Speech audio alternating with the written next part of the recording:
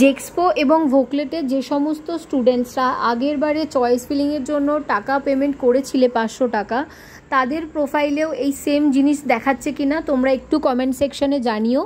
আমি ভেবেছিলাম যে তোমাদেরকে আর সেকেন্ড টাইম যখন চয়েস ফিলিং করবে তোমাদের থেকে টাকা নেওয়া হবে না, এবং আগের ভিডিওতেও আমি সেটাই বলেছি। বাট একটি স্টুডেন্ট শেয়ার করেছে যে সে যখন নেক্সট স্টেপে যাচ্ছে তার থেকে কিন্তু আগের বারের মতোই লক অ্যান্ড সাবমিট অপশানটাও আসছে এবং পেমেন্ট করতে বলা হচ্ছে।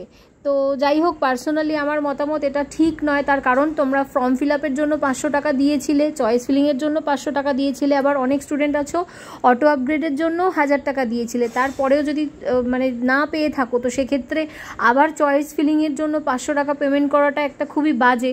তার কারণ মাত্র 2টো রাউন্ড হয়েছে, সেই 2টো রাউন্ডের পরে আবার এই যে মানে সেকেন্ড তোমাদের যে চয়েস ফিলিংটা শুরু হচ্ছে, এটাতে আবার এক্সট্রা করে 500 টাকা দেওয়া সত্যিই অনেক স্টুডেন্টের পক্ষে খুবই সমস্যা হবে। তার কারণ অনেকেই আছে যারা অটো আপগ্রেডের জন্য 1000 টাকা পেমেন্ট করেছে। তো যাই হোক, যদি করতে হয় একান্তই করতে হবে, তা না হলে কিন্তু মানে ফিসটা যদি পেমেন্ট না করো তোমরা কাউন্সেলিং প্রসেস থেকে বেরিয়ে যাবে।